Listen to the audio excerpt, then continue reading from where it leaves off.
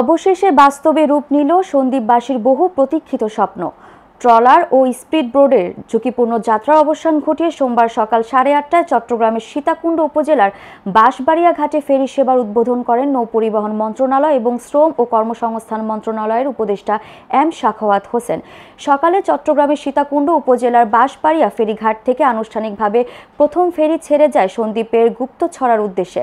নৌপরিবহন মন্ত্রণালয়ের উদ্যোগে চালু হওয়া এই সেবার উদ্বোধন করেন মন্ত্রণালয়ের উপদেষ্টা এম সাখাওয়াত হোসেন। এছাড়া অনুষ্ঠানে উপস্থিত ছিলেন বিদ্যুৎ, জ্বালানি ও খনিজ সম্পদ মন্ত্রণালয়ের উপদেষ্টা মোহাম্মদ ফাউজুল কবির খান, পরিবেশ, বন ও জলবায়ু পরিবর্তন মন্ত্রণালয়ের উপদেষ্টা সৈয়দা রেজওয়ানা হাসান সহ সরকারের উচ্চপদস্থ কর্মকর্তারা।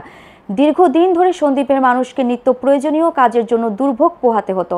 বৈরী আবহাওয়ায় দ্বীপটি প্রায় মূল ভূখণ্ড থেকে বিচ্ছিন্ন হয়ে যেত, যার ফলে অসুস্থ রোগীদের চিকিৎসার জন্য নেওয়াটা হয়ে উঠত দুঃসাধ্য।